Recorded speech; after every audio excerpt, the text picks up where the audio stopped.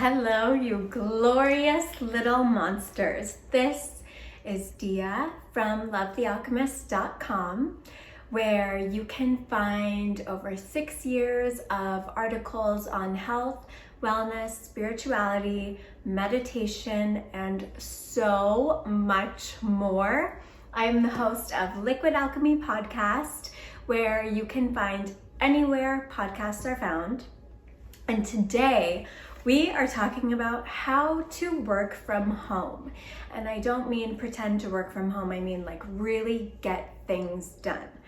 I will be doing other videos on how to make the most of your energy when you're actually going through these things, but this is just a basic video to help you structure your day so that when you're working from home, you are not getting upset, you're not getting distracted, and you're not working against yourself. Because working from home, for a lot of people, it's really hard. A lot of people enjoy separating work and home, and then when you have to merge the two, there are so many distractions, not just from yourself, also from other people, or from phone calls, or just from really anything that's in front of you. Because when we aren't used to working from home and we suddenly have to jump into it, it can be really hard to make the mental shift to be able to get things done. So that's what we're talking about today. And my tips are really simple. Definitely pause the video as we go through this so that you can make sure that you're getting the most out of everything that's said and so that you can actually act on it. So first things first is you plan out your most productive times and your least productive times of the day. You should pay attention to how you feel, and if you need to, write it in a journal that you keep with yourself for the next few days to figure out what time of day do you feel more energized, what time of the day do you feel like you really have a lot of willpower. A lot of people have more willpower in the morning than they do in the evening, and some people are flipped because we have evolved as a society where some people are morning people and some people are evening people. And you need to play on your strengths here. Working from home is not easy. You need to work with your body's natural flow, or you're going to be at home feeling so frustrated with yourself, with your work, with anyone who's working with you. It's just not that simple. So you have to make sure that you are moving with how you naturally flow when it comes to your energy levels. And then also be sure to mark it on a day calendar. So what I do in my Google Calendar, which I will show you later, is I block out 5 hours in the morning because that's when I'm most productive. And I block it out where that's where I collect my inspiration, that's when I do my morning routine, that's when I exercise, that's when I take my puppy out for her morning walk, and that's when I get in tune with myself so that I'm feeling strong, and no matter what comes my way throughout the day, I feel confident and I feel like I can just tackle it. So another really important thing is to map out your musts. So for me, I normally am so in the flow that I forget to do simple things like eating, drinking water, or I don't take my puppy out until she's doing her cry of, "Mommy, it's time." So I recommend taking note of how your day naturally flows, as I mentioned before, but also paying attention to when you're having those crashes of, oh my God, I really need food, I need calories, I need water. You will find that these things happen at the same time every day, and your body has a schedule. You have a rhythm that's there already. So just pay attention to what your natural rhythm is doing and make sure to write it down. It might seem crazy the first few days you're doing it, but it will save you so much time, and you're not going to be fighting against yourself. You're not going to be trying to force yourself to do hard work when you need to be doing easy work at a certain time of day. I do my best work after my morning routine when I'm like laser focused and just ready to go, and then I have a wave where I kind of slow down with the mental intensity That's when I do my emails and when I get back to people. And then I have another wave of like another wind down around dinner time when I need to eat and take my puppy for another walk. And then after I eat, somehow this crazy wave of energy comes over me and I can do my best creative work from my home, sitting on the floor. And that's when I do a lot of my writing. That's when I do a lot of my strategy mapping and really like looking into what's happening in different industries and what's happening in the world, and really getting a pulse on everything that's going on so that everything that I make is new, it's vibrant, it's cutting edge, and it's different from what's out there.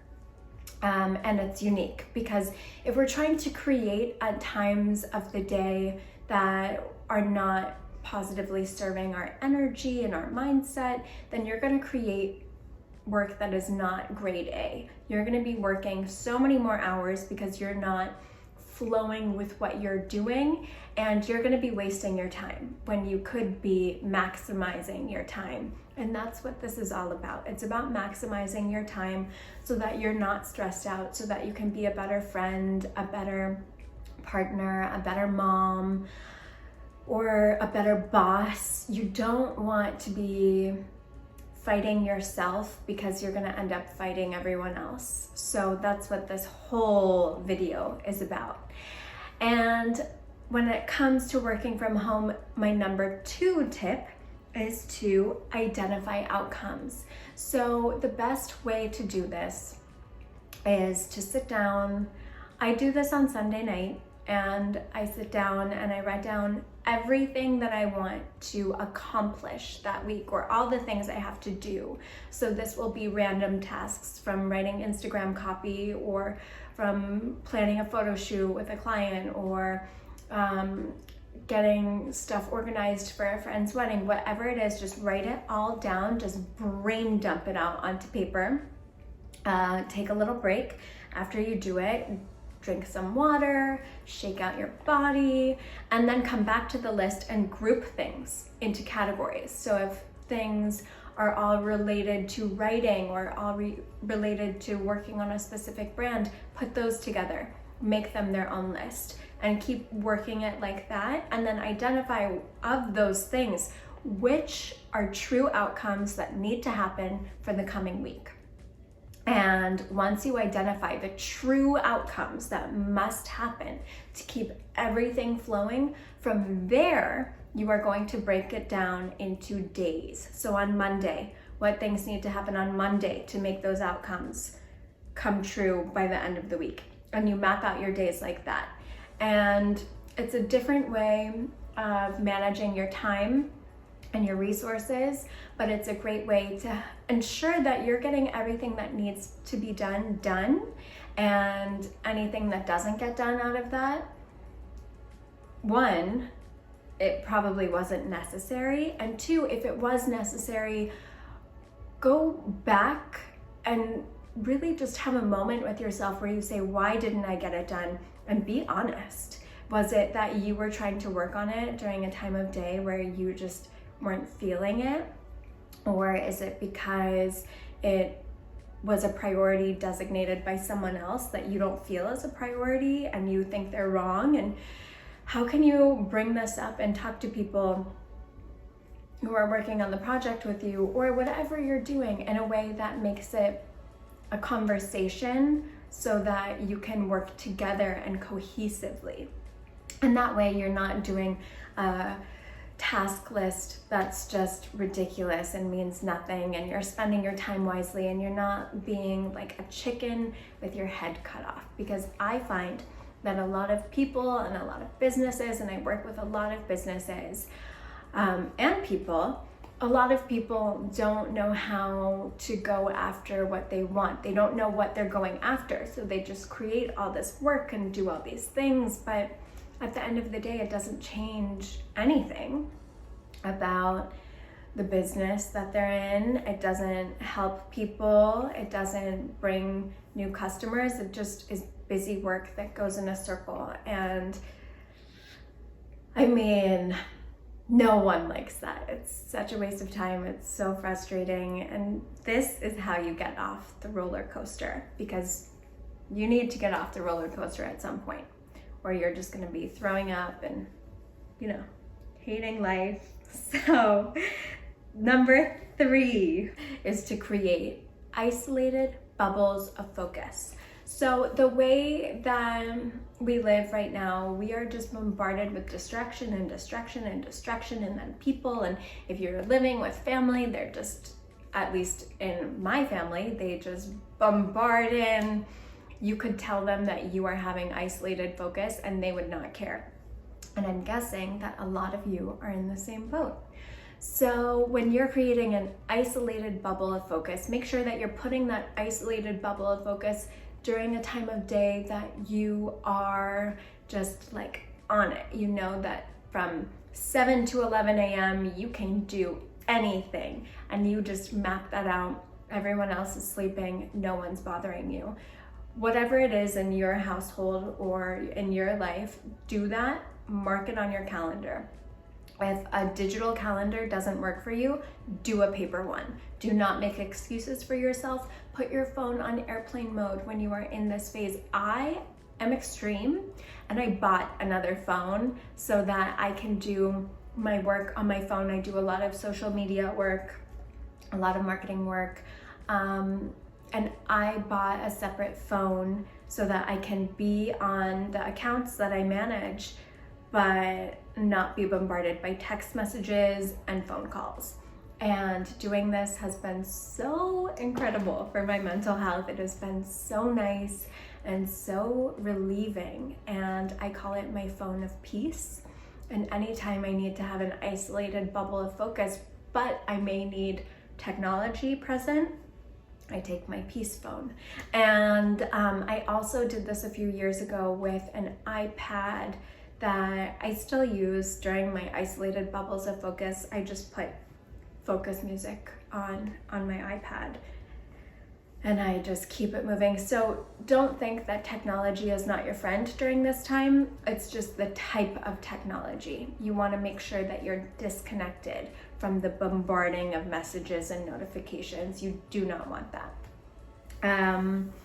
Also, you don't need to tell people that you're not available during this time. Sometimes when you share with people that you are not available, they have a meltdown because they want you to always be available. So this is for you to know, not necessarily for you to share. Other things that are very important about the isolated bubble of focus is that you need to make it regular, and you need to make it consistent. I have isolated bubbles of focus once a day, but I started out doing this twice a week, and you'll just find your flow with it. It might feel clunky at first. You might not know how to do it because we are just constantly bombarded, but just find a way, do it, and I promise it will make a world of difference to you. And then number 4 is to reward yourself. So when you hit your outcomes that you identified for the week and for the day, have a reward system. It's almost like training yourself the way you would train a puppy. You need to reward yourself. Give yourself a treat. I go out and I get a latte that I love, and it just makes me so happy. Or I treat myself to an infrared sauna session or something that really makes me feel like I did it. I'm so proud of myself, so happy, and it makes me feel glowy. Or I take myself or my friend or my sister to a nice dinner because I deserve it, because I accomplished my goals. I feel great about myself, and now it's time to share that positivity with others in my life just by being present. Because when you've done all of your to-dos and you've hit your outcomes, then you can rest easy because you know that the things that have to happen are taken care of, and you can be a better friend. You can show up without stress, without panic, without having to check your phone every 5 minutes when you're out to dinner. So that's a way to work from home productively anytime. And it's very important that you are not too hard on yourself. A lot of people get a little too perfectionistic when it comes to your working environment. And I am so type A, I can't even explain to you. Everything needs to be a certain way. I can't even hear a pitch of wrong noise without it sending me into like hair. I want to pull my hair out. And this system has taken so much stress off of me, and it will really help you not be so overwhelmed with all the things that are going on within your mind and within your physical world. And you just need to create space for yourself to feel good while you are working, because when you feel good while you're working, you create better work, you're kinder to your coworkers, and you have better outcomes as a whole. And that's why you are working. You're working to create an outcome of some kind. And the best thing you can do is to not get hung up on, oh my God, I have to be in this room doing this thing. Just roll with it. If you want to be outside in the sun and you want to work under the sun, do it. Find what works for you. Try out new ways of working. Just make sure that you are aware of when your brain has your peak focus times and when you want to have a little more conversation with others. And when you want to have that conversation with others, or you want to be social during that time of day, that's when you put your meetings. That's when you put the things that require that of you, and you work with who you are rather than trying to force yourself to fit into a box. I guarantee you, if you're working for even a corporate company, if you are hitting your outcomes and hitting your goals, they will not care if you are doing it from your hot tub. They just want to make money. And you also need to make money.